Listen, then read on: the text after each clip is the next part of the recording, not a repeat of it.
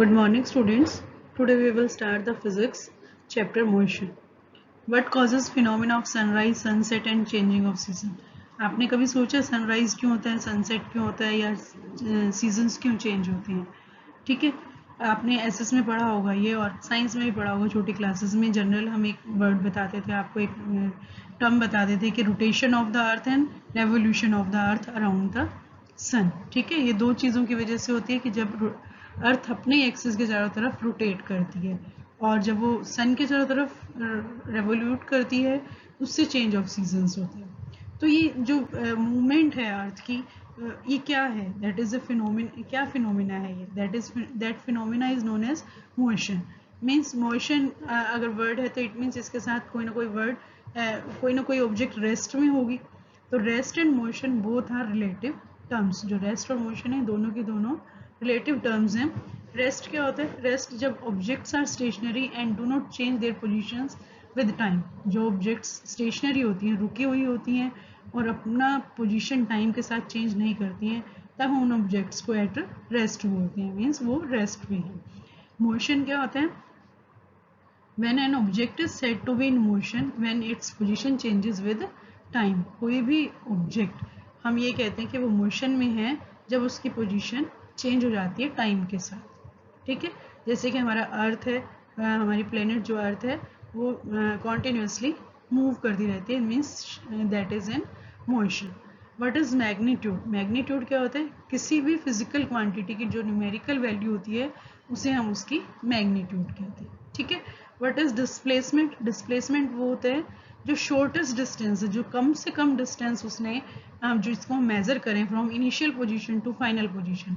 किसी भी ऑब्जेक्ट की स्टार्टिंग पोजीशन से और उसकी फाइनल पोजीशन तक पहुंचने में जो सबसे कम डिस्टेंस होता है that is called the displacement. And what is distance? Distance is the total path length covered by an object. Object ने जितना भी रास्ता कवर किया, जितना भी रास्ता उसने चला है, जितनी भी लेंथ उसने कवर की है, उसको हम डिस्टेंस कहते हैं।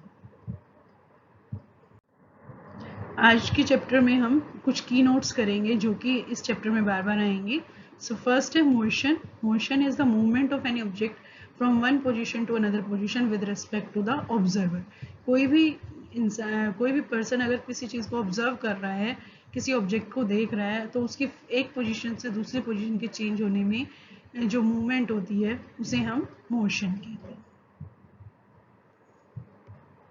When an object moves along a straight line, the motion of the object is called rectilinear motion। ठीक है, अगर कोई ऑब्जेक्ट एक सीधी लाइन में चलती जा रही है, किसी चीज़ के साथ एक स्ट्रेट लाइन के साथ मूव कर रही है, तो इस मोशन को हम रेक्टिलिनियर मोशन कहते हैं। जैसे कि कार, एक हाईवे पे चलती हुई कार है। What is the vector and scalar quantities? Vector और स्केलर क्वांटिटीज क्या होती हैं?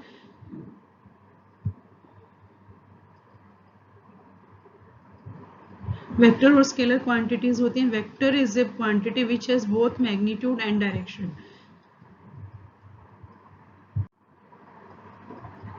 ठीक है, वेक्टर वो क्वांटिटी होती है जिसके अंदर मैग्नीट्यूड भी हो और डायरेक्शन भी हो। जैसे कि फोर्स है, फोर्स के लिए क्या होता है? अगर हम किसी, जैसे साइकिल है, उसके ऊपर अगर हम फोर्स अप्लाई कर रहे हैं तो उसके लिए हम ये भी है कि कितना फोर्स अप्लाई कर रहे हैं और कितना हम कौन सी डायरेक्शन में कर रहे हैं। तो इस तरह जो होती हैं उन क्वांटिटीज को हम वेक्टर क्वांटिटीज कहते हैं। और स्केलर क्वांटिटी वो होती है जिसमें सिर्फ मैग्नीट्यूड होता है, डायरेक्शन नहीं होती। जैसे मास है, टेम्परेचर है, टाइम है, एक्सेट्रा।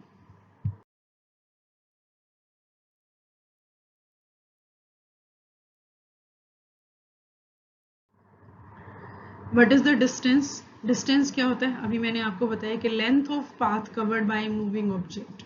ठीक है, किसी भी मूविंग ऑब्जेक्ट से किसी भी ऑब्जेक्ट को मूव करने में जितना भी पाथ कवर किया, जितना भी रास्ता कवर किया जाता है गिवन टाइम में, इरिस्पेक्टिव ऑफ द डायरेक्शन, साथ में कोई भी डायरेक्शन हो, उसको हम डिस्टेंस कहते हैं। इसकी जो ये एक स्केलर क्वांटिटी है, मीन्स इसमें एक ही चीज़ मैटर कर रही है, जो है मैग्नीट्यूड, और जो इसका एसआई यूनिट है वो है metre. Then comes displacement, the shortest distance measured from initial to the final position of an object is known as the displacement। जो कम से कम डिस्टेंस हमने मेजर किया है स्टार्टिंग से लेके लास्ट तक पोजीशन तक, उसको हम डिस्प्लेसमेंट कहते हैं। ये एक वेक्टर क्वांटिटी है क्योंकि इसमें मैग्नीट्यूड भी मैटर करता है और डायरेक्शन भी मैटर करती है। यूनिफॉर्म मोशन क्या होती है? यूनिफॉर्म मोशन वो होती है when an object covers equal distance in equal intervals of time. जब गिवन टाइम है इक्वल दिया हुआ, जैसे सपोज करो किसी को 8 घंटे दिए गए हैं और उसने 8 के 8 घंटे में बिल्कुल हर मिनट में हर सेकंड में इक्वल डिस्टेंस ट्रेवल किया है, तो उसे हम यूनिफॉर्म मोशन कहते हैं। ठीक है।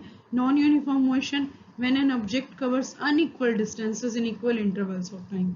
सपोज करो हमने किसी ट्रेन को अगेन से 8 आवर्स दिए हैं और 8 आवर्स में वो पहले आवर में 10 किलोमीटर कर रही है, दूसरे आवर में 20 किलोमीटर कर रही है, मीन्स अनइक्वल डिस्टेंसेस ट्रेवल कर रही है, तो उसे हम नॉन यूनिफॉर्म मोशन कहते हैं। What is the speed? The distance traveled by an object in unit time. एक पर्टिकुलर टाइम में जितना डिस्टेंस ट्रेवल करती है कोई भी ऑब्जेक्ट, उसे हम उसकी स्पीड कहते हैं और इसको हम रिप्रेजेंट करते हैं इस तरह से। ठीक है। देन इसका एसआई यूनिट जो है वो मीटर है, मीटर पर सेकंड है। इसको हम इस तरह से राइट करते हैं m/s। स्लैश का मतलब है पर सेकंड और ये एक स्केलर क्वांटिटी है। स्पीड जो है स्केलर क्वांटिटी, इसका मैग्नीट्यूड होता है, इसमें डायरेक्शन नहीं होती। एवरेज स्पीड क्या होती है? एवरेज स्पीड वो होती है जिसमें हम टोटल डिस्टेंस देख लें और टोटल टाइम को देख लें, तो उससे जब हम देखेंगे ये नॉन यूनिफॉर्म मोशन में होती है और is obtained by dividing the total distance travelled by an object by the total time taken. Average speed क्या होती है? मतलब जितना उसने 8 आवर्स में टोटल ट्रेवल किया है डिस्टेंस। सपोज करो उसने 1 आवर में 10 किया है, सेकेंड आवर में उसने 8 किया है, तो दोनों को मिला के 18 हो गया किलोमीटर्स और 2 आवर्स हो गया। अगर हम 18 को 2 से डिवाइड करते हैं तो 9 आ गया, लेकिन उसने 1 आवर में तो 10 किया था और दूसरे में 8 किया था, तो दोनों में डिफरेंट था लेकिन एवरेज में 9 आ गया। तो इस तरह से जो चीज़ होती है उसको हम, इस तरह से जो स्पीड हम निकालते हैं उसको हम एवरेज स्पीड कहते हैं, total distance travelled upon total time taken. अब एवरेज स्पीड में मैं आपको एक न्यूमेरिकल करवाने वाली हूँ। ठीक है। इसमें numerical an object travel 16 metre in 4 second. जो ऑब्जेक्ट है उसने 16 मीटर ट्रेवल किया 4 सेकेंड में और दूसरा उसने डिस्टेंस ट्रेवल किया है 16 मीटर 2 सेकेंड में। हमने इसकी एवरेज स्पीड निकालनी है, तो हम इस तरह से करेंगे। सबसे पहले हमें पता होना चाहिए इसने टोटल डिस्टेंस कितना ट्रेवल किया। उसने टोटल डिस्टेंस ट्रेवल किया, अगर हम दोनों डिस्टेंस को प्लस कर देंगे, 16 मीटर और 16 मीटर 32 मीटर आ गया। टाइम है हमारे पास, पहले उसने 4 सेकेंड लिए थे, सेकेंड टाइम उसने 2 सेकेंड लिए, तो दोनों को प्लस करेंगे 6 सेकेंड आ गया। एवरेज स्पीड जो है total distance travelled upon total time taken 32/6, 32 metre upon 6 second. अगर जब हमने इसको सिंप्लीफाई किया तो ये आया हमारा 5.33 मीटर पर सेकेंड। तो इस तरह से एवरेज स्पीड उस ऑब्जेक्ट की है 5.33 मीटर पर सेकेंड। कल हम इससे आगे का टॉपिक करेंगे। ठीक है।